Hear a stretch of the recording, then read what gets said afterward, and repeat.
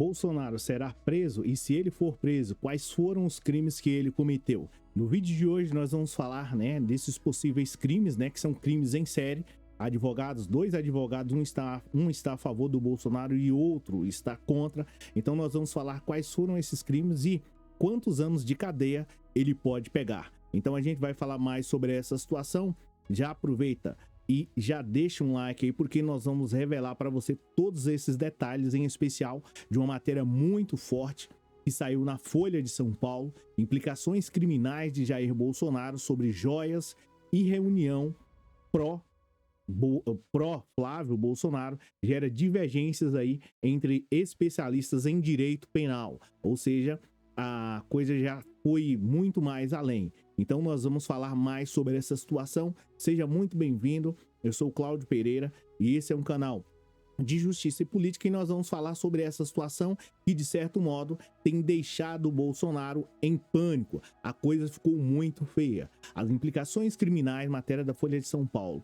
As implicações criminais contra Jair Bolsonaro nas investigações sobre as vendas das joias que havia recebido enquanto presidente e no caso da ABIN paralela, dividem especialistas ouvidos pela Folha. Por um lado, há a tese de que o ex-presidente cometeu crimes em séries nas duas situações, que estão sob a apuração da Polícia Federal e também da PGR, a Procuradoria-Geral da República. Ou seja, a coisa está muito grave para Bolsonaro. A situação fica um tanto mais que insustentável. A compreensão jurídica de parte dos advogados é que os elementos aí indicam crimes na área penal, é claro, e ilícito civil, que poderiam causar o impeachment por crime de responsabilidade se o Bolsonaro ainda fosse presidente. No caso da ABIN, Agência Brasileira de Inteligência, que supostamente teria sido usada para investigar desafetos políticos, magistrados e jornalistas desde 2019 a 2022. A avaliação foi reforçada após o ministro do Supremo Tribunal Federal, cúpula máxima do Poder Judiciário, liberar uma gravação na última semana. Trata-se de um encontro do então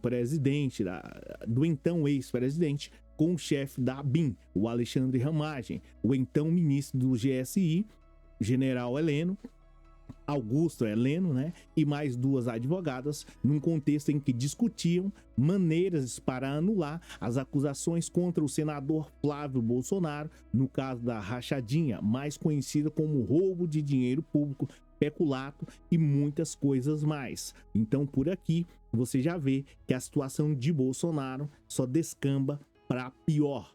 Para parte dos especialistas, a investigação sobre a existência de um esquema de arapongagem na ABIN poderia ainda ser inserida nos inquéritos que estão investigando aí o Bolsonaro, se ele participou de uma trama de golpe de Estado após a derrota para o presidente Luiz Inácio Lula da Silva. Por outro lado, há advogados que não veem prova suficiente no momento para incriminar o Bolsonaro. Em relação às joias, eles ainda divergem quanto se os presentes milionários que o Bolsonaro recebeu e depois tentou vender integrariam ao seu acervo pessoal ou ao acervo privado. Então a coisa fica complicada para o Bolsonaro e a sua família. Já sobre a ABIN, no caso da atuação em favor do Flávio Bolsonaro, também existem diferentes entendimentos quanto a se a reunião divulgada recentemente tem força para enquadrar Bolsonaro e os demais envolvidos em algum crime. Há quem entenda que não existe até o momento uma prova definitiva para comprovar que o ex-presidente da República fez algum movimento concreto para beneficiar o Flávio Bolsonaro. Essa é a avaliação do advogado Alberto Toron, que, apesar disso, não exime o ex-presidente de uma eventual responsabilidade política sobre o caso. E aí ele dá aqui a opinião dele. Você pode ver uma espécie de aparelhamento, tentativas de aparelhamentos de agentes estatais, mas tudo não passou. Até onde enxergo, de diversas conversas propostas, não se praticou nada concretamente, de modo que não vejo crime, afirma o advogado, em supostamente favor do Bolsonaro. O advogado e doutor em direito penal Ruiz Ritter diverge de Toronto. Abre aspas. As conversas retratam um contexto de intenção em defender um interesse privado, né, perante o órgão da administração pública, valendo-se da qualidade de funcionário. No caso do ex-chefe aí do executivo, ou seja, Bolsonaro estava tentando usar o Estado para defender os seus interesses pessoais. Isso pode caracterizar a advocacia administrativa, Código Penal, artigo 321, a depender dos atos praticados para levar a efeito aquilo que foi sugerido na reunião. Então a coisa fica um tanto mais que complicada para o Bolsonaro, porque aqui começa, de certo modo, a surgir, ou pelo menos mostrar uma série de crimes esses, como por exemplo, o caso da BIM paralela, está em um estágio de investigação menos avançado que o das joias, em que Bolsonaro já foi indiciado pela Polícia Federal sob suspeitas de associação criminosa, com previsão de pena de prisão de 1 a 3 anos, lavagem de dinheiro de 3 a 10 anos e peculato, ou seja, roubo de dinheiro público ou roubo do bem público, e aí a pena vai de 2 a 12 anos. Então, a situação de Bolsonaro fica extremamente complicada por conta desses supostos crimes, e não foram apenas foram vários. A advogada afirma que o peculato é um delito aparentemente mais visível no caso, ou seja, o que mais complica Bolsonaro aí.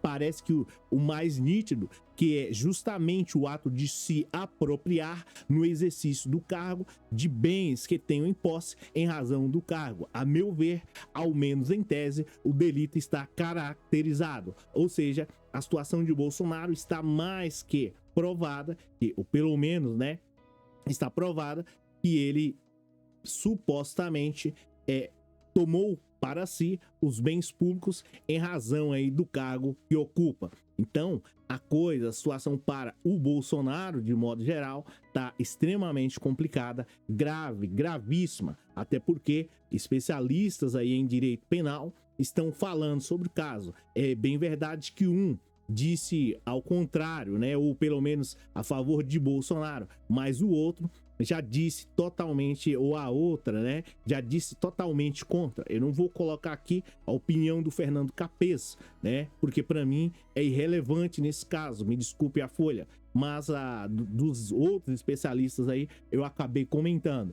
Então, tem outros aqui advogados aí, especialistas em direito constitucional, como Ademar Borges, afirma que é necessário aprofundar a investigação e manter a presunção de inocência, mas que pelas notícias veiculadas parece ter havido o emprego de uma estruturação mais complexa com a utilização de tecnologia e hierarquia, certa verticalização, o que indica que pode ter havido um delito de organização criminosa, tá? E a coisa vai ficando um tanto mais que complicada e difícil para o Bolsonaro, que tudo isso só leva a um objetivo. O Bolsonaro, consequentemente, não iria, de certo modo, se apenas utilizar da estrutura de Estado como uma brincadeira. E aqui é onde a coisa fica mais séria e a coisa fica mais grave. E, abre aspas aqui para o advogado, ele cita que as informações aí de espionagem de autoridades como o ministro do STF pode inserir o caso da BIM paralela em um contexto mais amplo, além de crimes específicos de interceptação.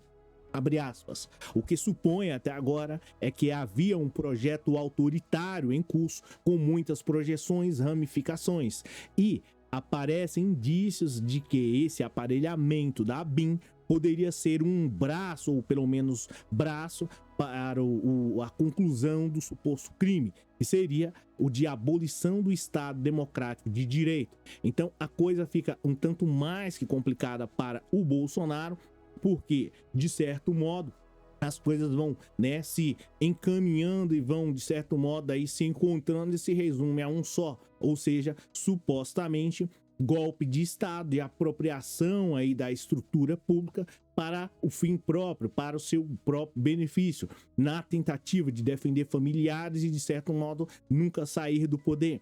A bem verdade é que já mencionei aqui diversas vezes que a única maneira do Bolsonaro escapar dessa situação seria por um meio processual, como a própria advogada do Flávio Bolsonaro Companhia Limitada já havia mencionado, que diante dos fatos e das narrativas e provas, que seria muito difícil salvar o Flávio Bolsonaro e, consequentemente, o Bolsonaro em si. Então, a única maneira que o Bolsonaro teria de escapar era se tiver, ou pelo menos se ocorreu algum ato indevido no processo, no caso aí penal, no processo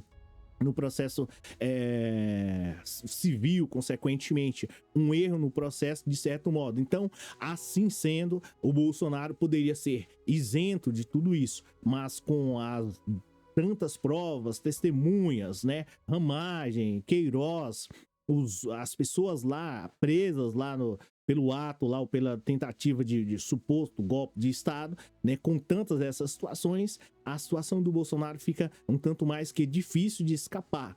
Essa é a minha opinião sobre o tema. E aqui não é especificamente por eu ser de esquerda, né? E não tem nada a ver com ser de esquerda ou de ser de direita. É pelas provas apresentadas diante dos fatos, né, pelas provas apresentadas, até porque ser de direita ou ser de esquerda não livra ninguém da cadeia, pelo contrário, né, uma coisa não tem nada a ver com a outra. O que vai demandar aí são as provas, são as situações aí, são as testemunhas, são de certo modo as inúmeras provas, a agência aí de espionagem, de arapongagem, todas essas situações, os áudios, enfim.